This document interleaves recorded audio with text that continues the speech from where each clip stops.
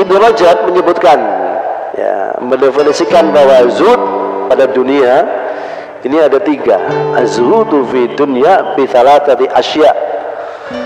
Kulluha min a'malil qalbi la min a'malil jawarih. Zuhud terhadap dunia itu ada 3 perkara. Seluruh perkara ini semua berkaitan dengan amalan hati, bukan berkaitan dengan amalan badan. Jadi yang namanya zuhud ini adalah amalan hati kita, perasaan kita menyikapi dunia, itu katanya itu. Yang pertama, ayyakunal 'abdu bima fi yadillahi awthaqu minhu bima fi yadin nafsi. Seorang lebih yakin dengan apa yang ada di sisi Allah daripada dengan apa yang ada di tangannya.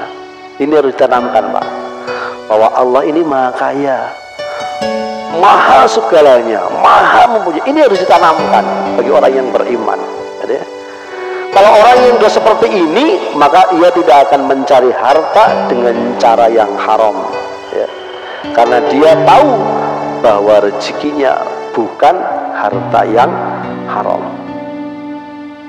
Lalu ia tidak akan tergantung pada orang lain, ya, karena dia tahu bahwa rezekinya bukan di tangan orang lain tapi di tangan Allah.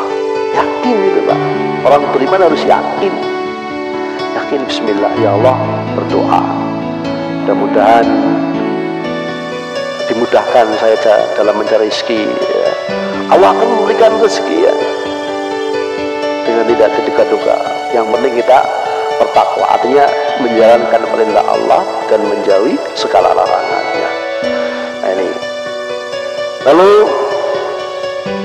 ia tidak terperdaya dengan harta yang sedang di tangannya, sehingga lupa, walaupun ia orang kaya, punya uang banyak, tapi dia tidak lupa diri. Banyak orang yang diberi ujian harta yang melimpah, lalu dia lupa, maksiat, ya.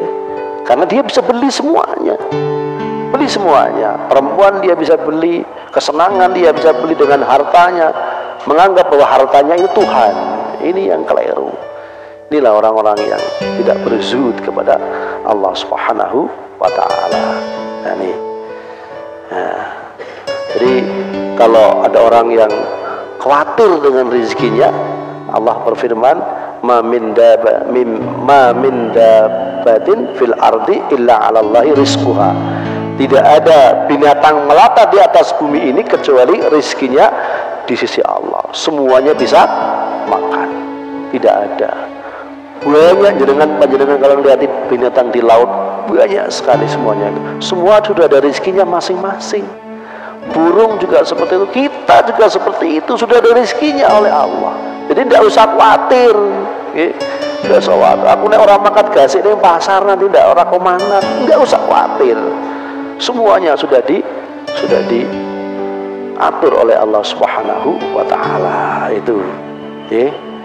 Lalu perkara yang kedua adalah seorang ini tatkala terkena musibah, ya, seperti hilangnya harta atau anaknya meninggal dunia, ya, ini dia lebih mengharapkan pahala dari musibah daripada menetapnya harta yang hilang atau bersamanya. Makanya ada sebuah kisah, ya. Jadi di sini disebutkan bahwa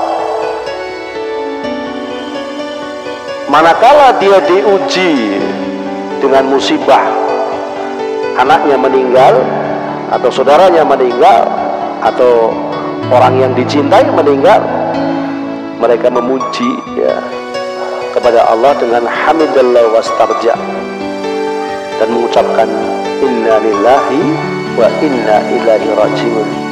Kata Rasulullah SAW meminta kepada Allah membangunkan bagi orang yang seperti ini istana di surga. Jadi kalau ibu kita mungkin meninggal, anak kita yang sudah kita meninggal, harta kita yang kita kumpulkan hilang seketika, tapi dia tidak berlarut-larut, Boleh bersedih Pak, boleh. Tapi kita tidak boleh meraung-raung, itu tidak boleh, meratap itu tidak boleh. Bahwa ini semuanya adalah milik Allah. Dan dia mengucapkan inna lillahi wa inna ilaihi rajiun. Kata Rasulullah, dia akan dibangunkan istana di surga. Masya Allah. Nah, ini hadisnya seperti ini. Jika salah seorang dari anak hamba meninggal, maka Allah Azza wa Jalla berkata kepada malaikat, wahai malaikat, kalian mengambil anak dari hambaku? Malaikat menjawab, iya ya Allah.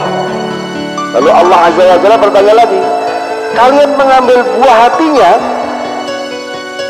Lalu para malaikat menjawab lagi, iya ya Allah. Lalu Allah bertanya lagi pada malaikat, lantas apa yang dikatakan oleh hambaku manakala yang dia miliki diambil? Kamu ambil. Malaikat mengatakan, mereka mengucapkan inna lillahi wa inna ilaihi rajiun. Maka Allah Azza wa Jalla berkata pada malaikat, bangunkanlah untuk hamba-hambamu ini di surga istana-istana yang megah. Masya Allah. Ini berat Bu, ya, berat. Niki orang yang zuhud pada dunia ini berat. Ini masalahnya bukan masalah hanya mengomongkan, tapi nek ngelakoni nggih, ya apa. Tapi kita sama-sama belajar, ya, sama belajar ikhlas bahwa ini semuanya adalah milik Allah. Itu. Lalu yang ketiga, karena waktunya habis, perkara yang ketiga adalah ayastawiya indal abdi hamidu wa dhammu fil haqqi. Bagi si hamba ya sama saja, orang lain memuji atau mencelanya itu tidak ngaruh. Jadi dia sama sekali tidak mengharapkan pujian orang, dia hanya mengharapkan ridho dari Allah. Dia melakukan seperti ini, ada orang memuji ya tidak ngaruh, ada orang yang tidak memuji mencela ya tidak ngaruh. Karena yang namanya dunia Pak, itu tidak ada habisnya. Ada orang yang memuji, pasti ada orang yang mencela. Seperti itu terus ya. Kalau kita ngurusi seperti itu, stres bisa. Wah saya begini salah, begitu salah, tapi sana nggak salah. Itu makanya kita yang penting, orang yang seperti ini termasuk zuhud pada dunia. Dia hanya mengharapkan ridha Allah. Orang boleh alamnya menungso, ini caranya seperti itu. Nah orang yang seperti inilah orang yang zuhud hakiki. Tapi nggak abot, ya abot. Tapi kita harus latih, harus berusaha. Orang yang beriman harus bisa. Bagaimana kita mencari ridha Allah? Dengan apa? Apakah perbuatan ini yang saya lakukan ini sudah sesuai dengan syariat atau belum? Ya, itu masalah. Jadi kita harus menjadi orang yang muttaqin, yaitu dengan menjalankan semua perintah Allah dan menjauhi segala larangan. Kadang-kadang baik menurut manusia, tapi belum tentu baik menurut Allah. Itu loh Pak. Iya kan?